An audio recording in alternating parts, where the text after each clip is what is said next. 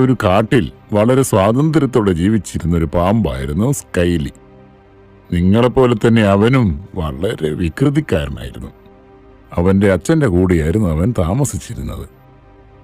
സ്കൈലി, കളിച്ചത് മതി, വീട്ടിലേക്ക് പോവാം.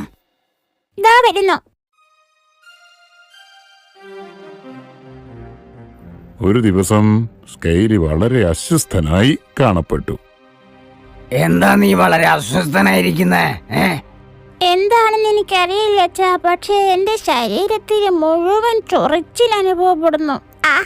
സ്കൈലി, നീ നല്ല വൃത്തിയായിട്ടാണോ നടക്കുന്നേ? അതെ അച്ഛാ, ഞാൻ 2-3 പ്രാവശ്യം ഈ ചൊറി കൊണ്ട് മണ്ണിൽ കിടന്നുള്ളാറുണ്ട്. എന്നിട്ടും തൊട്ടടുത്ത ദിവസം സംഗതി കുറച്ചുകൂടെ വഷളായി. എനിക്ക് ശരീരം മൊത്തം വേദനയാവുന്നു അച്ഛാ. എന്താണ് അച്ഛാ ഇങ്ങനെ? എനിക്കറിയാം എന്താ നടക്കുന്നതെന്ന്. നീ വളർന്നുകൊണ്ടിരിക്കുകയാണ്. പക്ഷെ എനിക്ക് ഈ വേദന സഹിക്കാൻ പറ്റുന്നില്ല. അങ്ങനെ ഒരു ദിവസം വളരെ അപൂർവമായൊരു സംഭവം നടന്നു. അച്ഛാ, അച്ഛാ, എന്താ നടക്കുന്നേന്ന് നോക്കൂ. എനിക്ക് വല്ലാതെ വേദന എടുക്കുന്നു. എന്താണ് എന്താണ്? നോക്ക്. ഓ, അതാണോ? അച്ഛാ, അച്ഛനെന്താ ഒരു തമാശ പോലെ? എനിക്ക് വേദന എടുക്കുന്നു. എനിക്കറിയാം.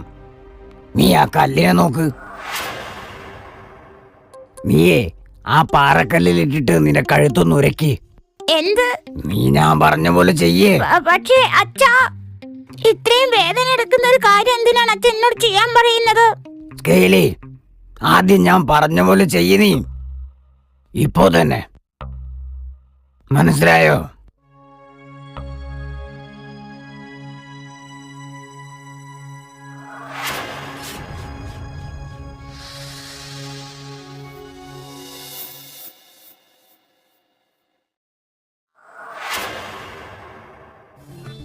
അച്ഛാ, എന്തൊരു മാജിക്കാണിത്? ഞാനൊരു പുത്തൻ പാമ്പായി. തീർച്ചയായും നമ്മൾ പാമ്പുകളുടെ വളർച്ചയുടെ ഭാഗമായിട്ടുള്ള കാര്യമാണ് ഇപ്പോൾ സംഭവിച്ചത്. നമ്മൾ നമ്മളുടെ പഴയ തൊലി ഉപേക്ഷിക്കുന്നു.